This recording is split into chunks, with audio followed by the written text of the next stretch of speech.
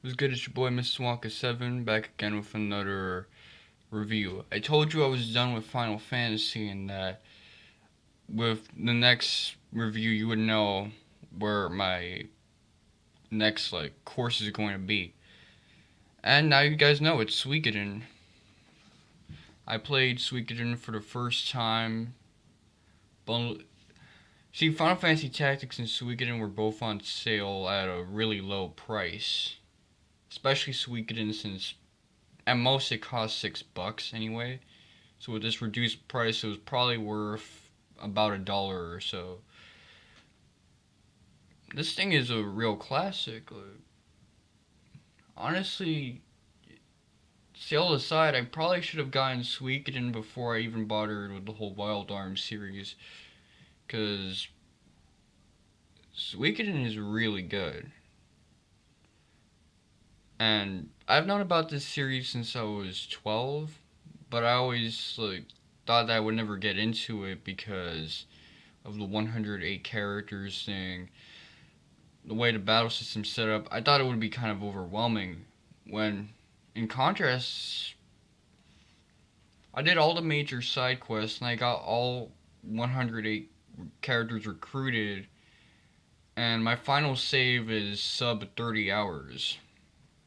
Just an easy sub 30 hours. I think that's really impressive. This has been a really fun game to play, and I've probably picked it up only 15 times, 15 days or so, and there's no feeling of bloat. Usually, if you play an RPG, especially an RPG from nowadays, there's a feeling that the pacing dies out at some point and it drags on. That never happened with Suikoden. The pacing is really good. I was just excited the last day I was playing this game, or the midway point, as I was the first time I picked up this game and was trying it out. A couple of things I really like about Suikoden. I really enjoyed the story. Not just from a character standpoint, but just the story itself. You play as this son of an esteemed general, one of the five great generals, and it's your turn to pretty much be in the military while he's away from the house. You got all your loyal servants with you, helping you out and supporting you on the job. And after your first job, things kind of go left field, and you end up becoming a fugitive. And somewhere in that struggle of trying to get away from the empire that's now after you, you end up joining up with a rebel unit called the Liberation Army that's trying to go up against the empire. And more things kind of turn left field from there on, and you actually end up running the Liberation Army as its leader. And this has been a really good story. I like some of the major characters. Obviously, with the 71 characters, only a couple of them actually have storyline dialogue and are relevant. Within each story arc, there might be two or three characters that actively speak in your party and are required. But from then on, it's your choice. This is actually one of those RPGs where I like the fact that they kept the battle system relatively simple, because you have 71 playable characters. The other characters you recruit are basically merchants, or maybe they work in extra settings, battle strategists, people more outfitted for the war battles. And yes, there are one-on-one duels and war battles, but they function more like rock, paper, scissors. Again, this is a very simplified game.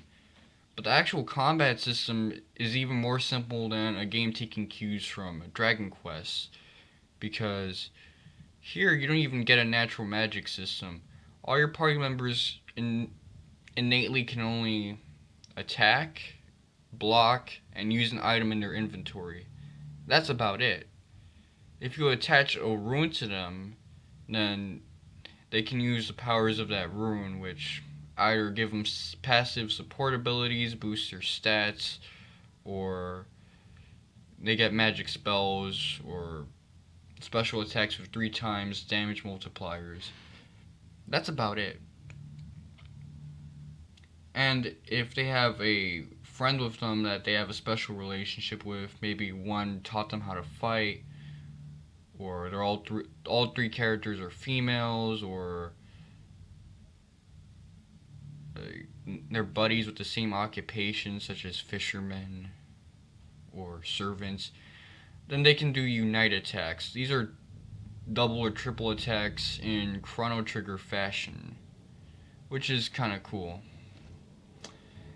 And they do make some of the battles a lot more easy. This is a very simple game, and it's a very short campaign, but it takes advantage of its simplicity and the lack of knowledge people had of the PlayStation 1 hardware at the time, and it uses it to its fullest potential. Well, not really. That's more Suikoden 2 territory, which is neither here nor there. The actual soundtrack of this game, I liked some of the dungeon themes, and especially some of the town themes sounded really cool. There's some music in this that sounds very Eastern, kind of like Imperial Chinese, and some of it sounds French, where that stereotypical Francophilic kind of vibe. And in regards to the world map theme, there's 2 world map themes.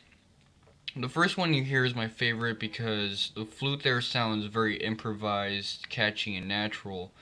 Whereas the second one you hear every now and then sounds less improvised, and it sounds more like a seafaring type of track related to exploring on a ship, which makes sense for when it's played. Battle theme is okay, and the boss theme really gets you pumped, but other than that, everything in the OST really fits the mood of what's trying to convey, and that's where the strength is. The composition itself isn't necessarily as good as the past couple of games I've reviewed. Probably not even close. And there definitely aren't as many tracks in this OST as there are in a lot of others. This feels more like the type of game I'd let's play rather than review. You could have sold this as a 16-bit game, actually. But, and one of the more unforgivable things is the fact that it doesn't have a final boss theme.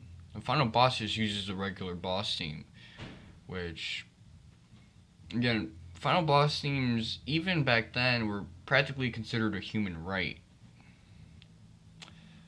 But other than that, the soundtrack I really enjoyed. There were a lot of tracks that got me interested in maybe listening to them on YouTube or some shit like that.